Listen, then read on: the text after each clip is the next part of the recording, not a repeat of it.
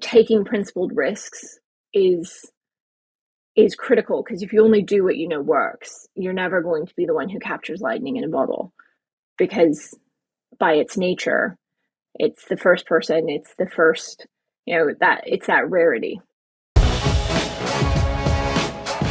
I'm Eric Fulwiler, and this is Scratch, bringing you marketing lessons from the leading brands and brains rewriting the rulebook from scratch for the world of today.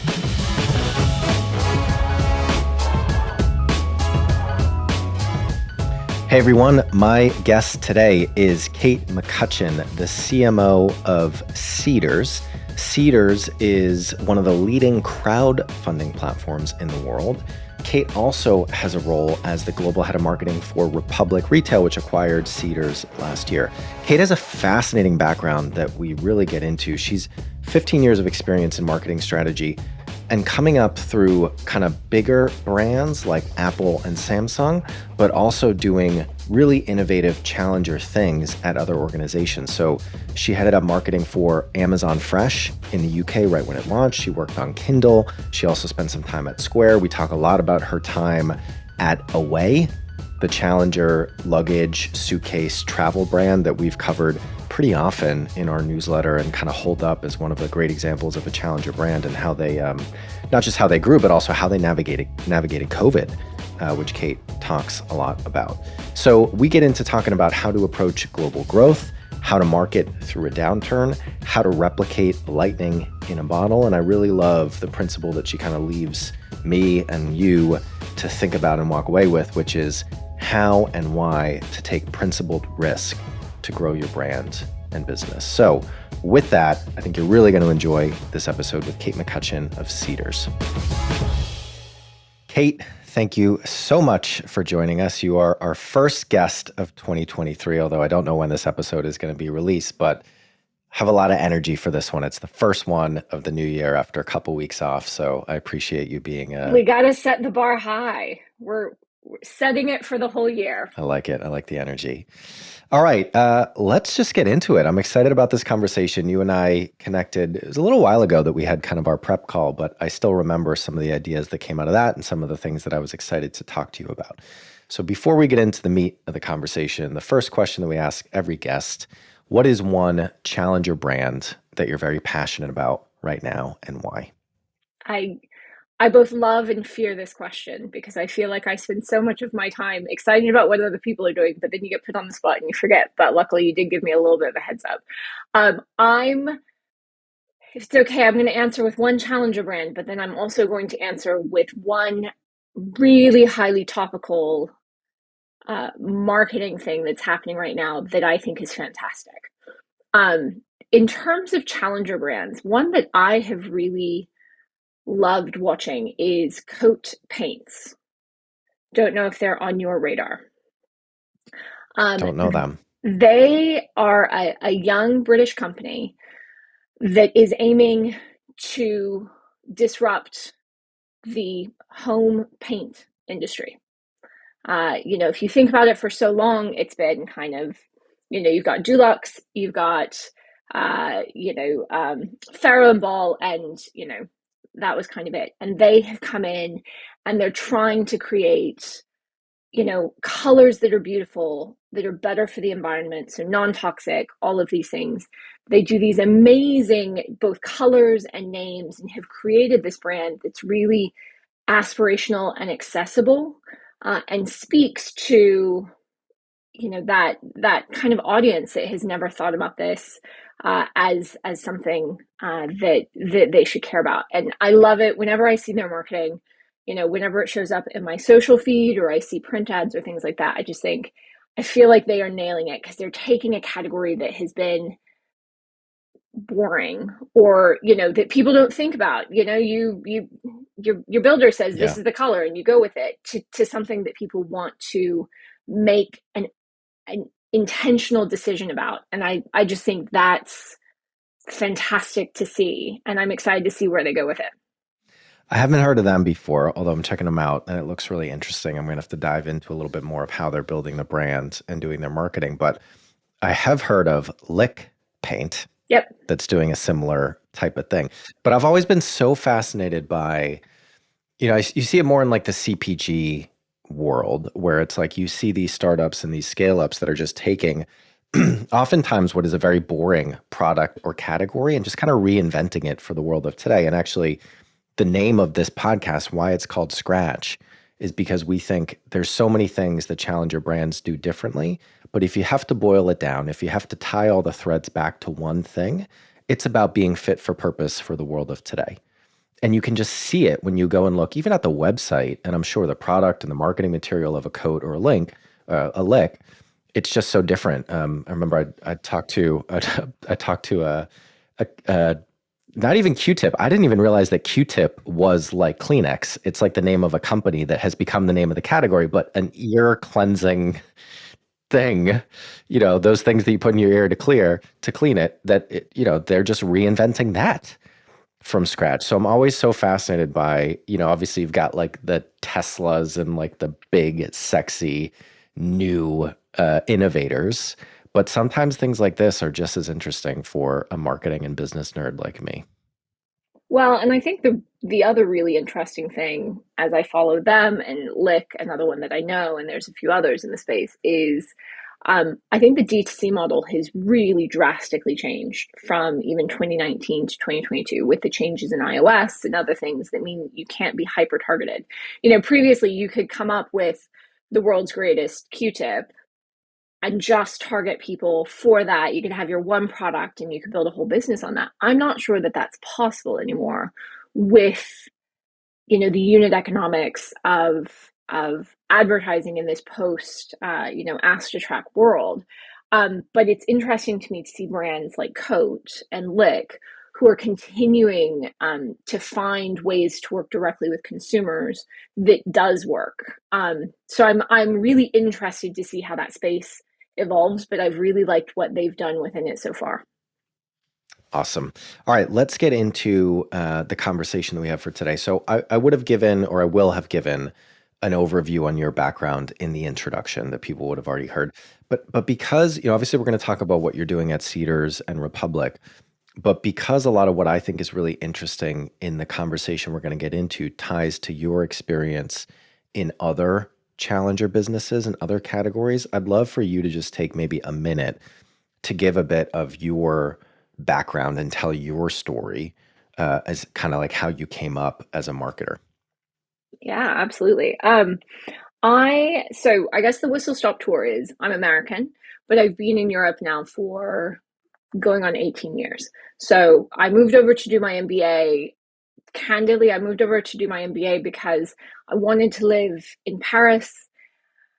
I vaguely wanted to be in marketing. I didn't know how to do that. And I was too impatient to go the sensible route, which would be go get hired by a P&G or another big multinational, work my way up, get myself transferred. I was like, no, we're going to go you know, jump right into a master's and see what can be done of it, which you might see as a bit of a theme as we go through my career. That brought me to Paris in the first place. I did my MBA at HEC, one of the big business schools in Paris. And then from there, started as an intern during my MBA at Apple in their retail marketing team, stayed on with them after I finished my degree.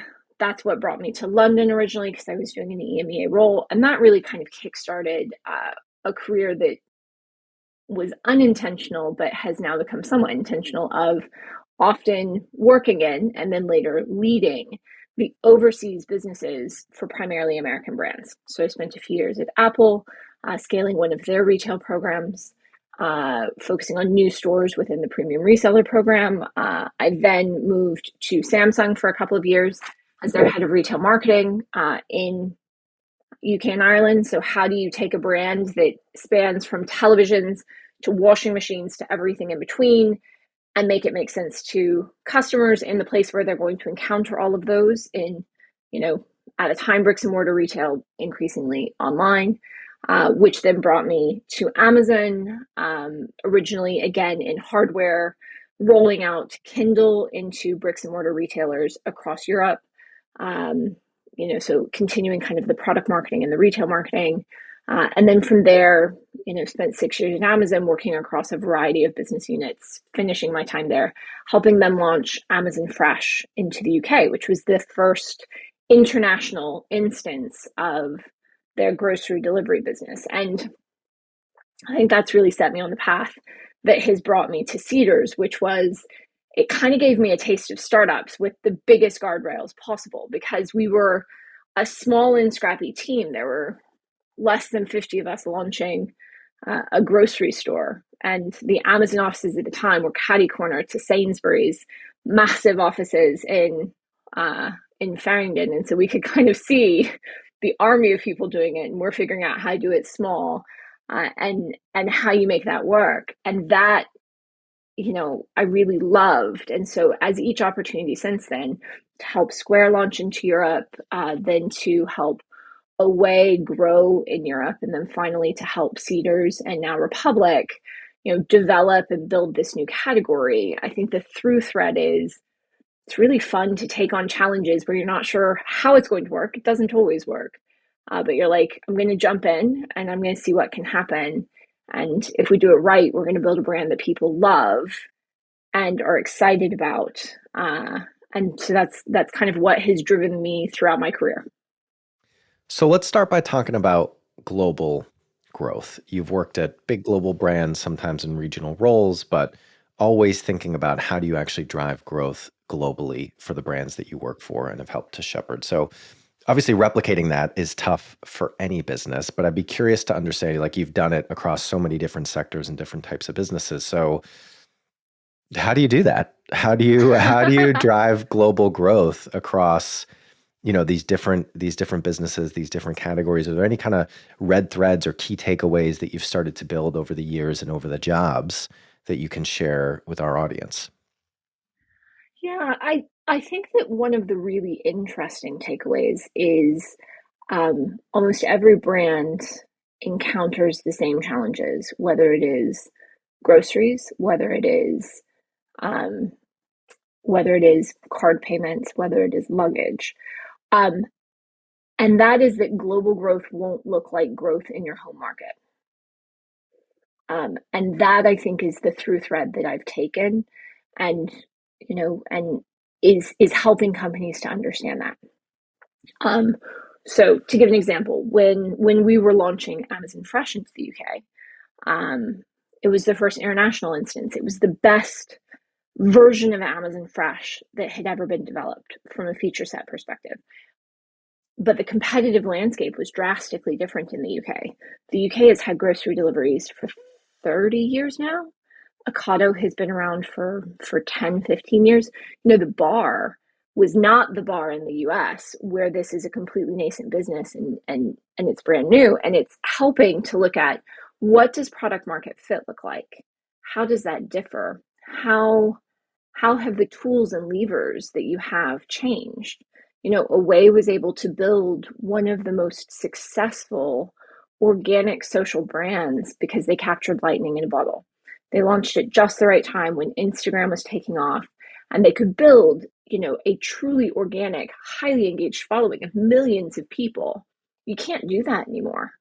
Meta has locked all that down. Anything that lets you grow organically, they're going to charge you for. And that means that the second stage of growth is always going to look different. So I think what's important is, look at what has succeeded, take that with you, but recognize that the playing field is inevitably different in each market you go to, and you have to react to that. Because the more that you compare it to where you've been successful before, the harder it will be.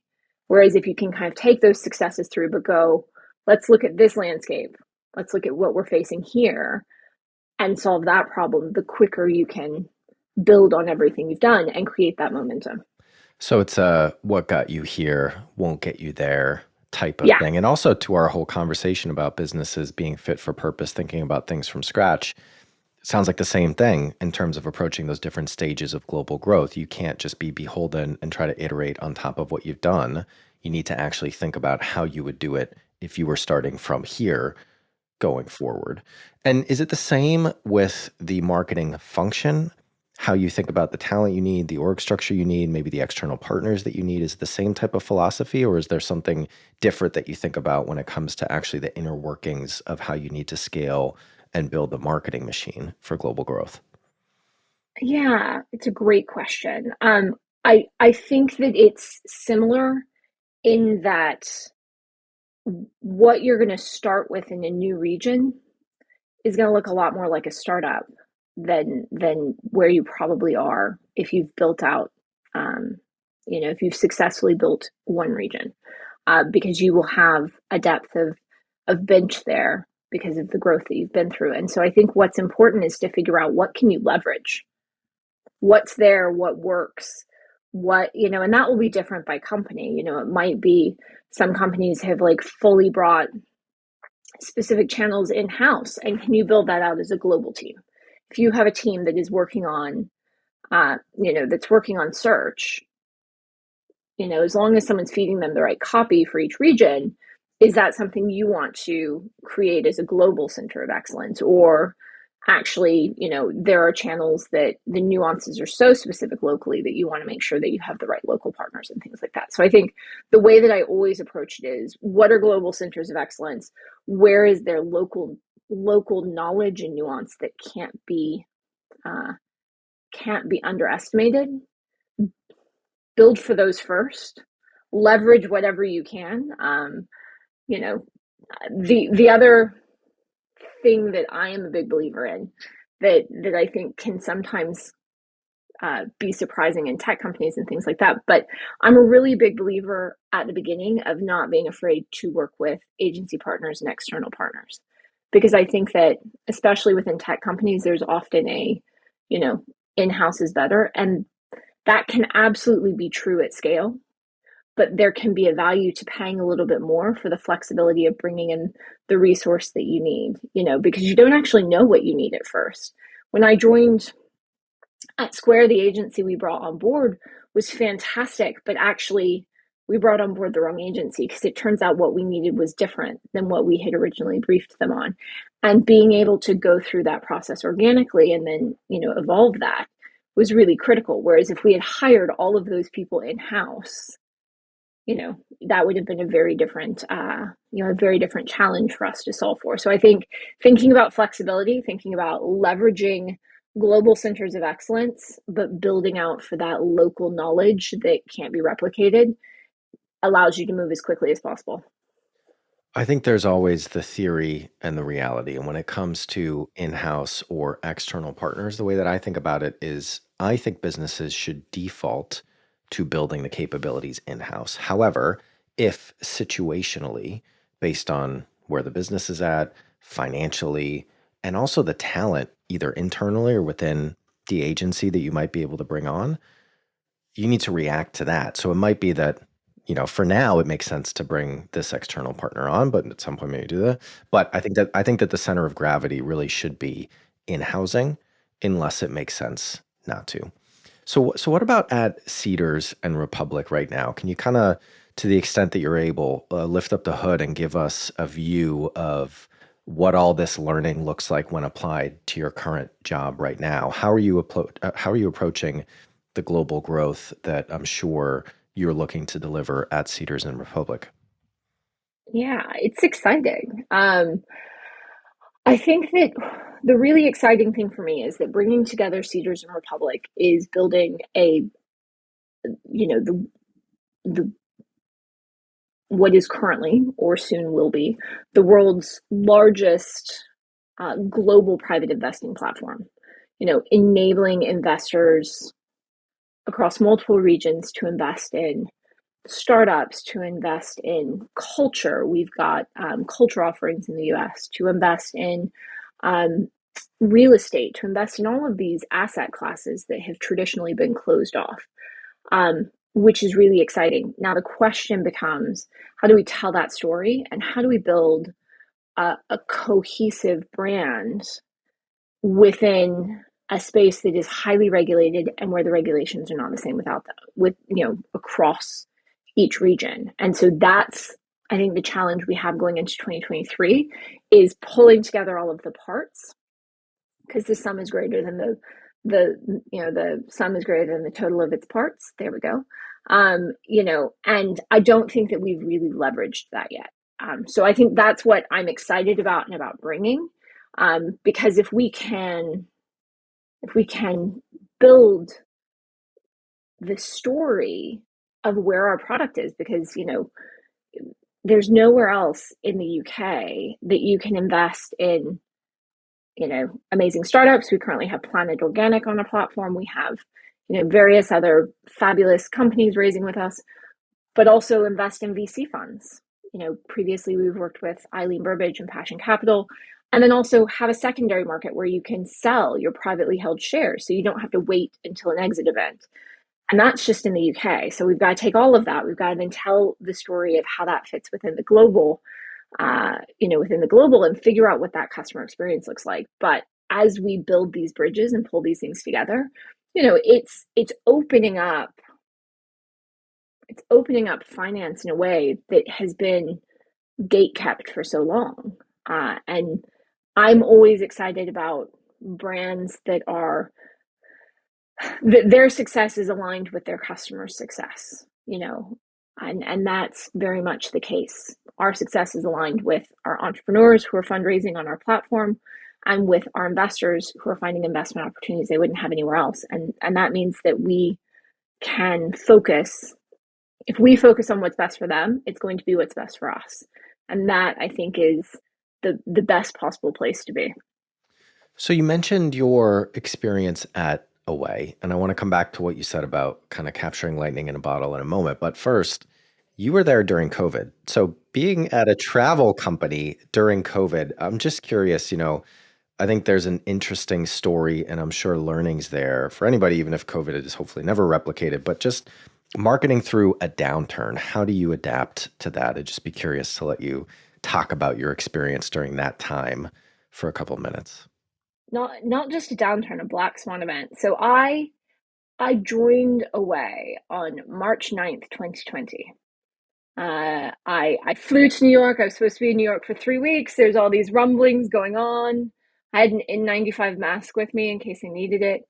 Supposed to be there 3 weeks. I was there for 4.5 days, and that's how quickly things turned. And in a week, Away's revenue dropped 90%. And it was because the world ground to a halt. And now you are travel, you are retail, you are a startup in this event. And I was brought in to help them figure out how to grow exponentially, and it very quickly became existential. How do you survive? Because even a very well capitalized company like Away, you have not built your runway based on losing 90% of your revenue in 7 days. Nobody does.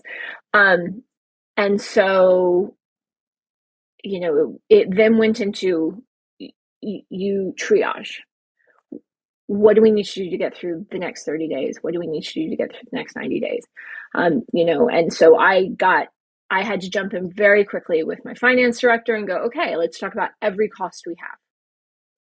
We have a store in central London. We have an office. We have products stored in 2 different fulfillment centers. We have a staff, we have marketing costs, we have all of these things, and going, okay, what can we do and how quickly can we do it?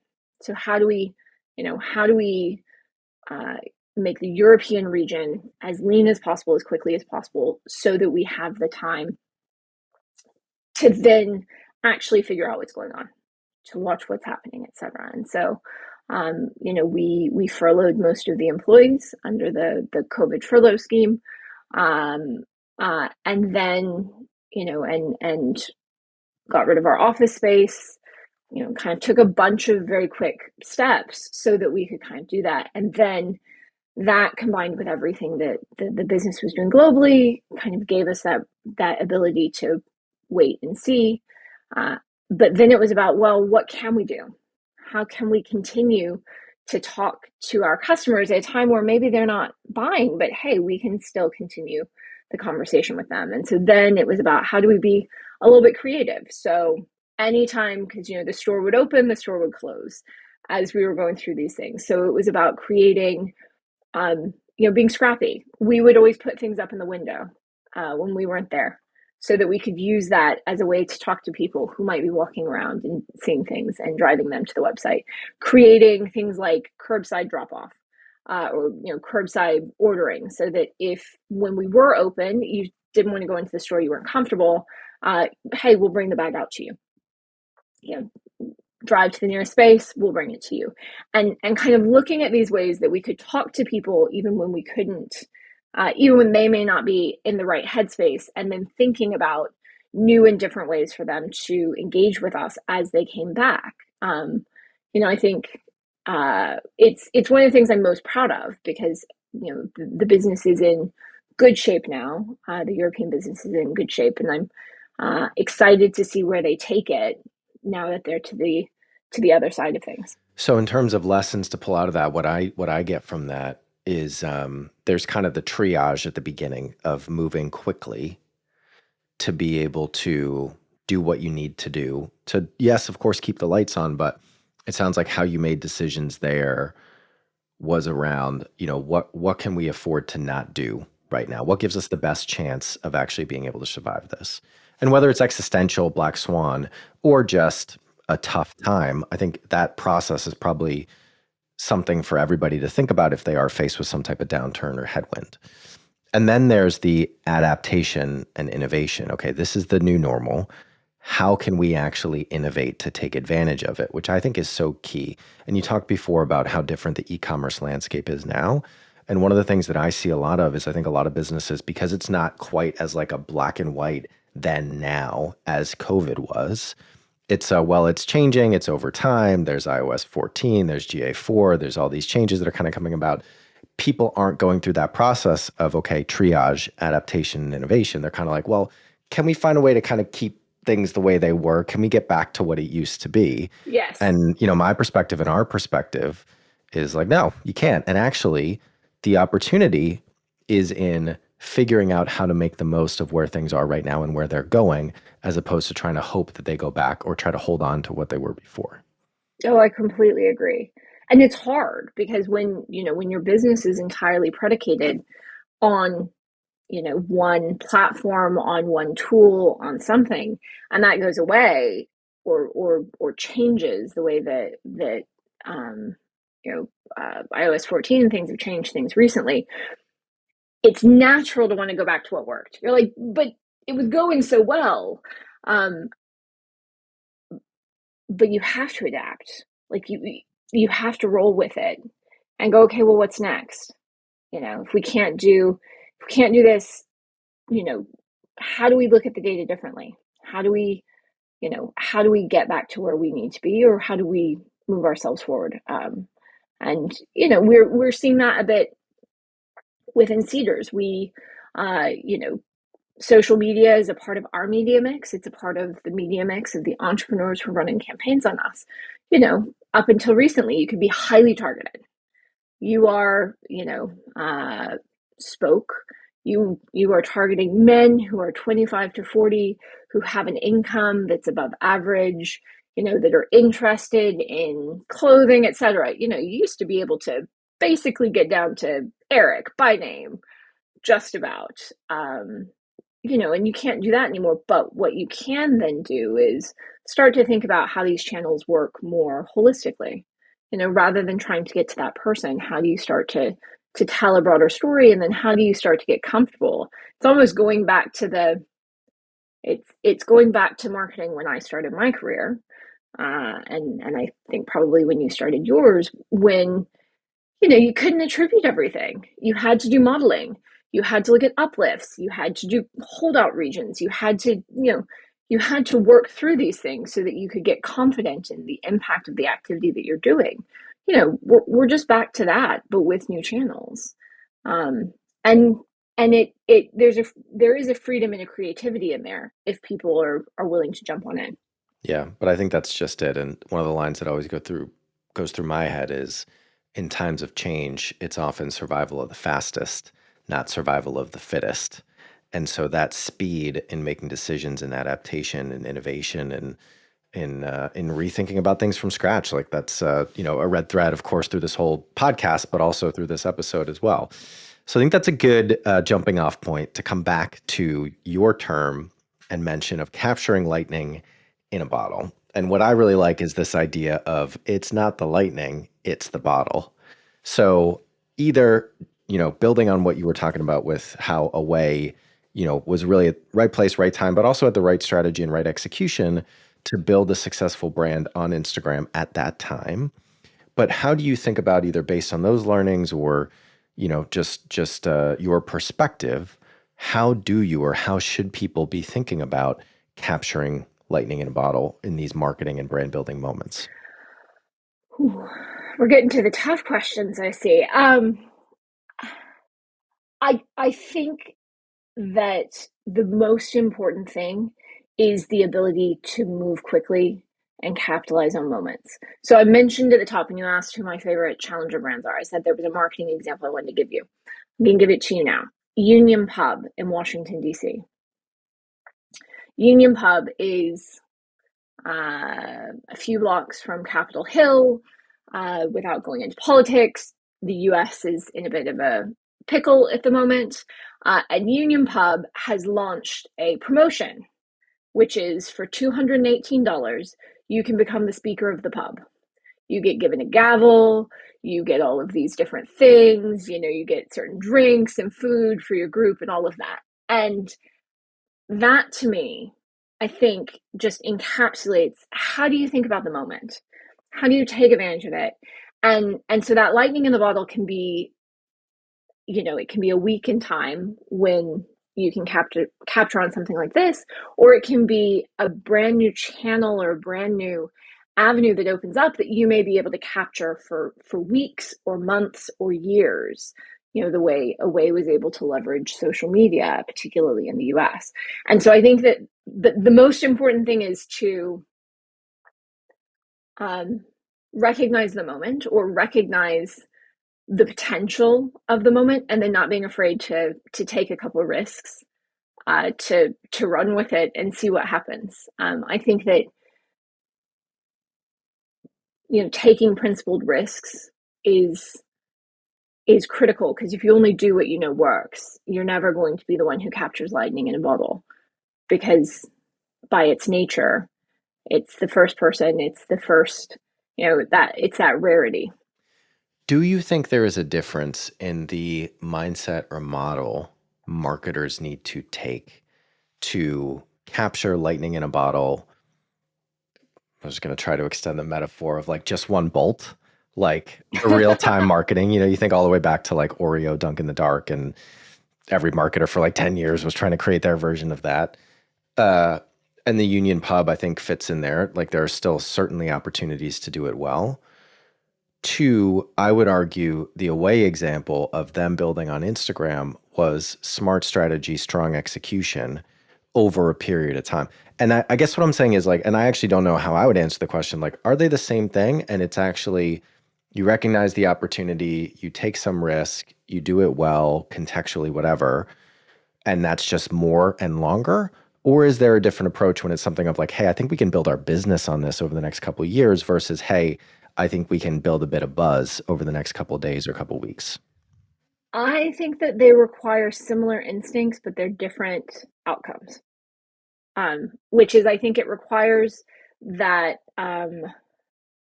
it requires the ability to recognize that there is something you can capitalize on that you couldn't before. But inherently the difference between trying to build a little bit of buzz and being like, this is something that can fundamentally change the business, will require a different level of thought, consideration, execution. So, but I think in both cases, the criticality is your ability to say, there's something here I can capitalize on before other people. Yep. And then moving quickly to take advantage of it. Yeah. And also maybe the one that I would add in there is trying to maximize the opportunity.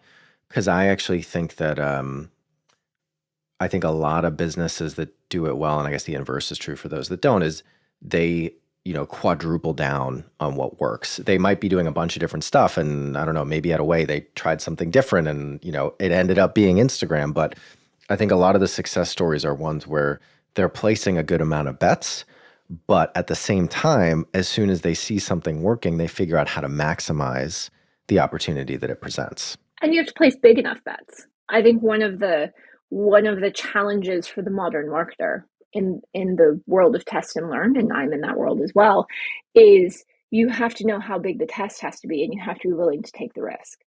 And to give an example from when I was at Square, when I joined Square, Square had never done any sort of brand building. In the US, they were able, very similarly to Way, to build the brand almost entirely organically. They had a free product that they could give away. There was a virality to it. When it came to launching in Europe, it was a very different market. There were a lot of competitors here already.